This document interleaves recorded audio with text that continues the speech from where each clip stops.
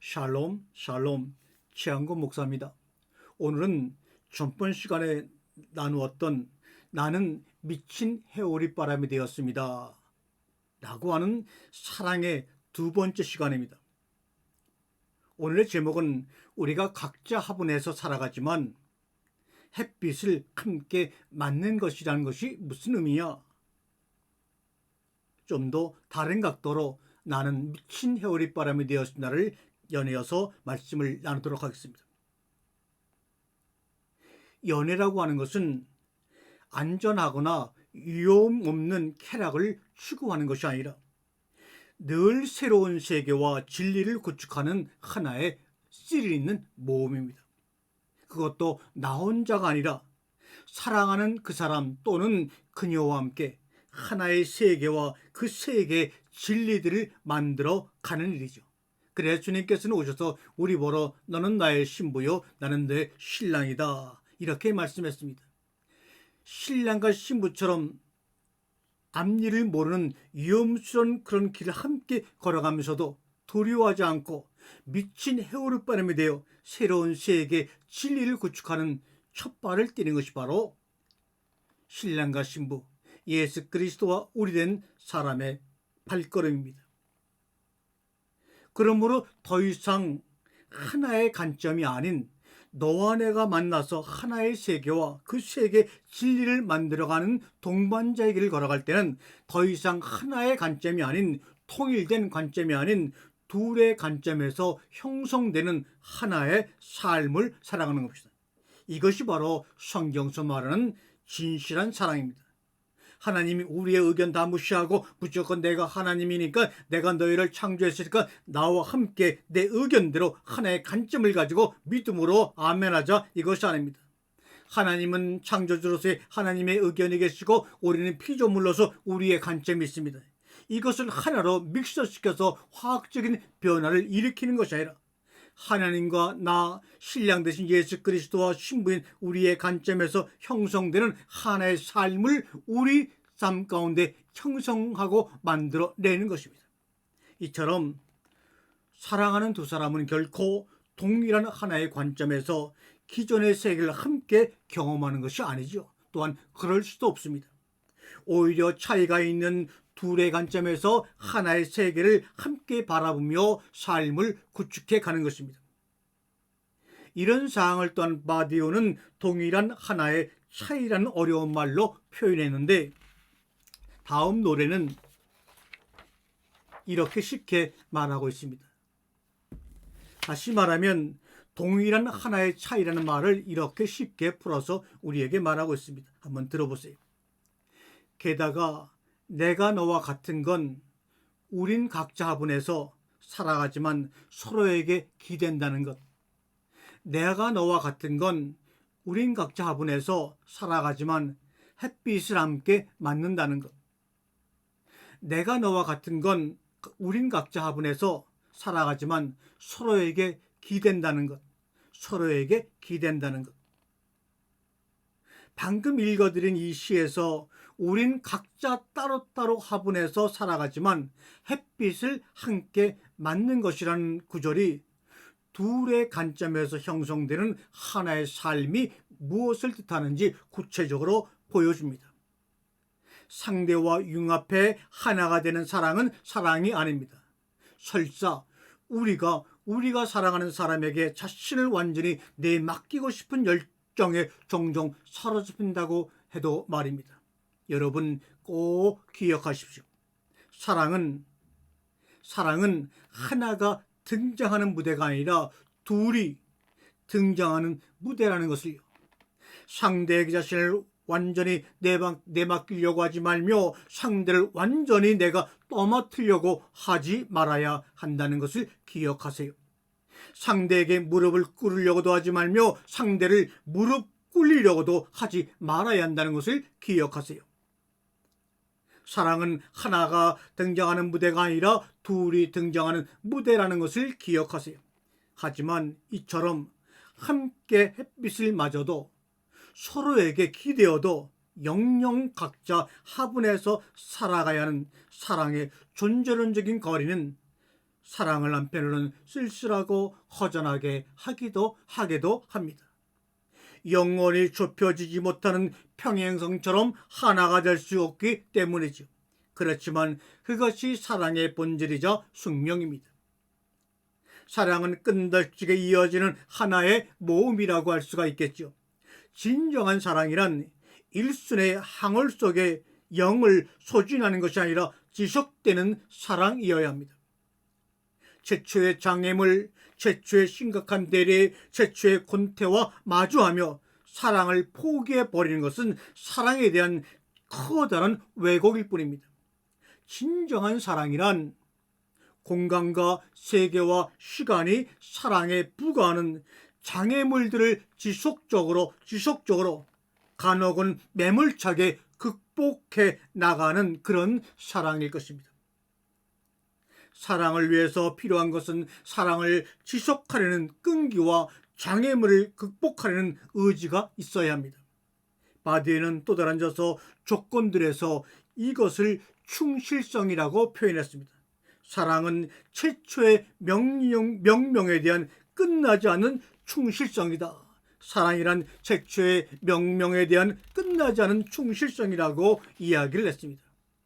이때 그가 말하는 충실성은 단순히 다른 사람과 연애 관계를 맺지 않겠다는 뜻이 아니라 사랑을 가로막는 모든 장애물 예컨대 둘 사이의 대립, 권태, 그리고 무엇보다도 다시 하나가 등장하는 무대로 돌아가고 싶은 유혹 등을 지속적으로 그리고 매몰차게 극복하겠다는 의지입니다. 사랑의 절차는 난폭한 물음, 견디기 힘든 고통, 우리가 극복하거나 극복하지 못하는 이별 따위를 동반합니다. 맞습니다.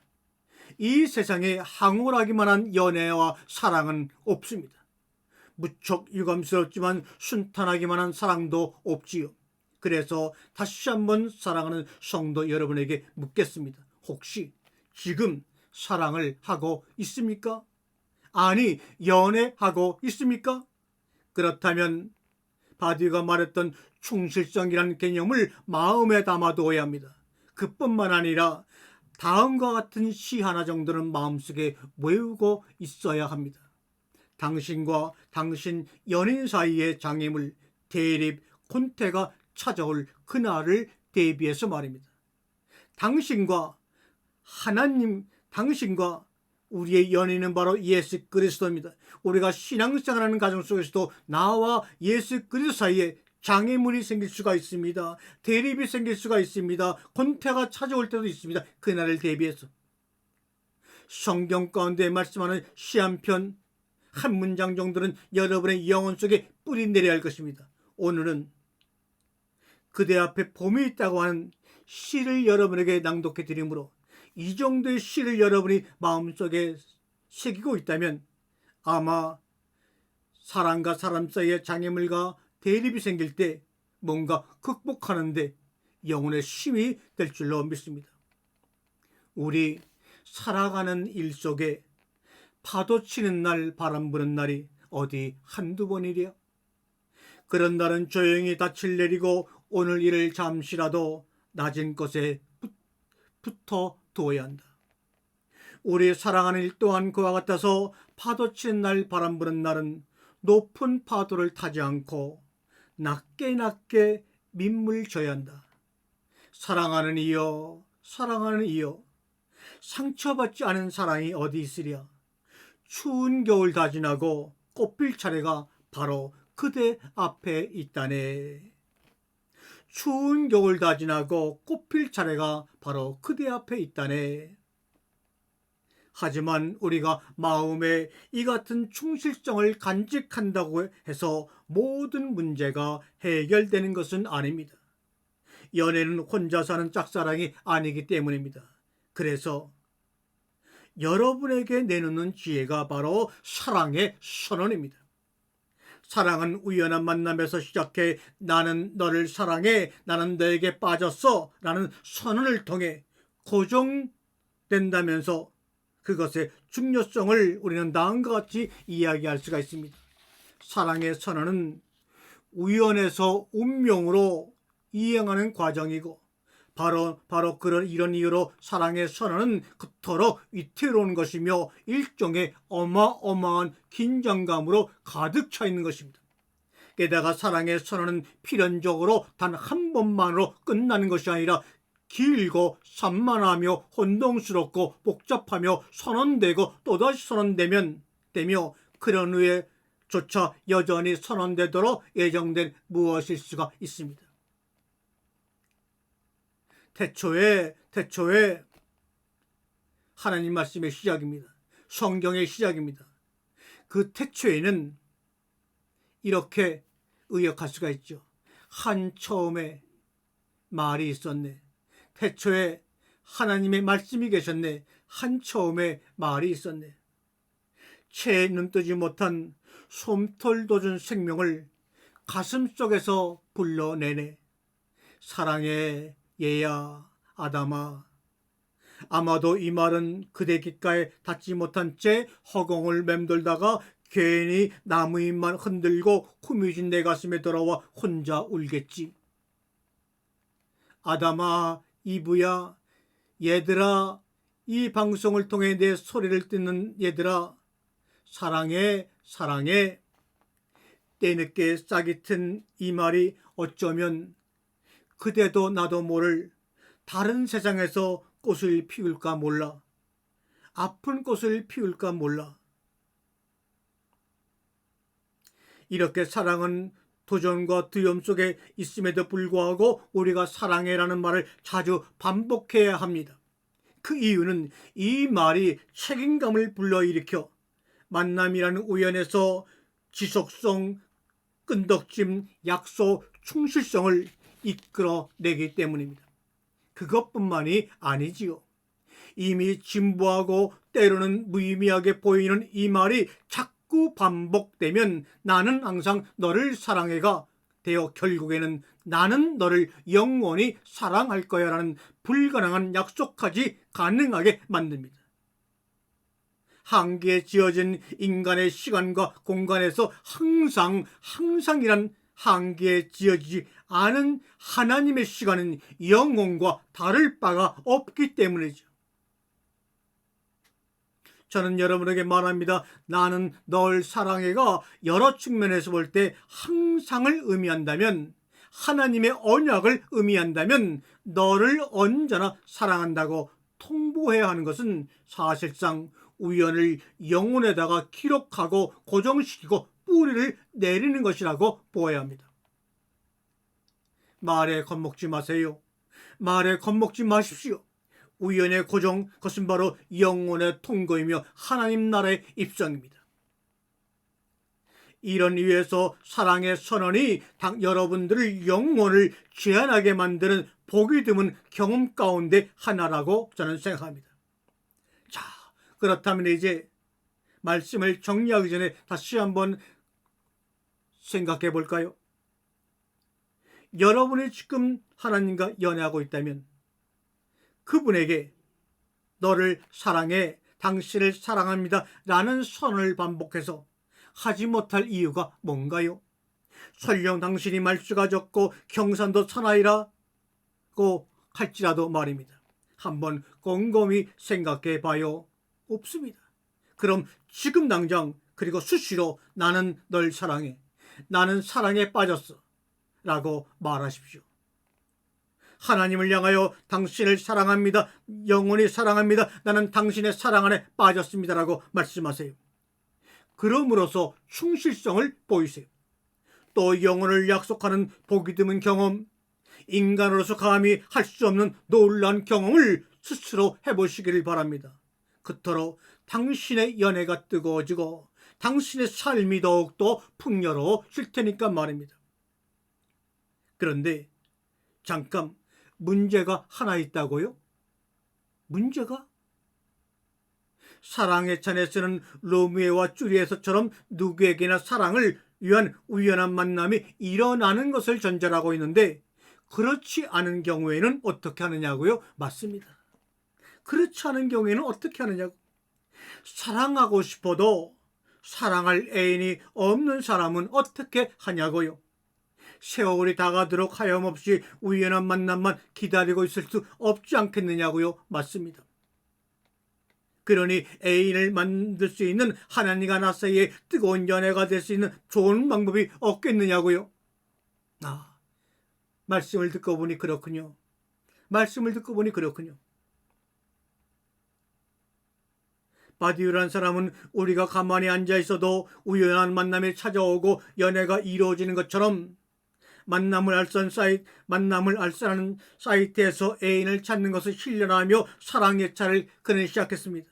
하지만 우리가 사는 세상은, 우리가 사는 현실은 꼭 그렇지만 않은 게 문제지요. 연애를 하고 싶어도 애인이 생기지 않는 경우가 종종 있습니다. 그리고 그것이 당사자들에게는 심각한 문제가 분명될 수도 있고요. 프로이드 이후 정신분석학자들은 물론이고 오늘날 각광받는 진화 심리학자들까지도 하나같이 입을 모아 연애에 대한 욕구가 인간의 다른 어떤 욕구보다 강렬하다고 주장하고 있으니까요. 특별히 LA 포럼 같은 정신의학자는 이 욕구가 만족되지 못하면 인간은 발광하고 타인과 사기를 파괴하며 심지어 자기 자신까지 파멸시킨다고 이야기를 했습니다. 인간의 가장 절실한 욕구가 외로움이라고 하는 감옥을 떠나는 것이기 때문이지요. 그러니 연인에 대한 이야기를 하면서 바디우처럼 이 문제를 그냥 지나치는 것은 절대로 옳지 못합니다. 그래서 다음 시간에는 사랑을 하고 싶어도 사랑하는 여인을 구하지 못해 안다라는 어느 아가씨의 이야기를 해보려고 합니다. 사랑을 하고 싶어도 원전한 테두리에서 벗어나지 못해 하나님을 아버지로, 친구로, 연인으로 사랑하지 못하고 거리를 두고 노모수 행위와 율법으로 충성하는 내 자신의 한계를 극복하려고 하는 그 과정을 한번 이야기해 보려고 합니다. 왜 나에게는 하나님이 연인이 아닌지, 왜 그녀에게는 왜 애인이 없는지, 또 그녀가 어떻게 애인을 갖게 되었는지, 또 그리고 내가 원죄에서 보나 하나님을 연인으로, 신랑으로 내가 품게 되었는지 알아보고 본보기를 삼자고 성경은 우리에게 말씀하고 있습니다. 다음 시간을 기다려 주시기를 바랍니다. 다음 시간에는 큰 기쁨과 조용한 갈망이라는 말씀으로 오늘 말씀, 전의 말씀과 이어서 세 번째로 말씀을 나누면서 이 주제에 대한 말씀을 마무리하려고 합니다. 감사합니다.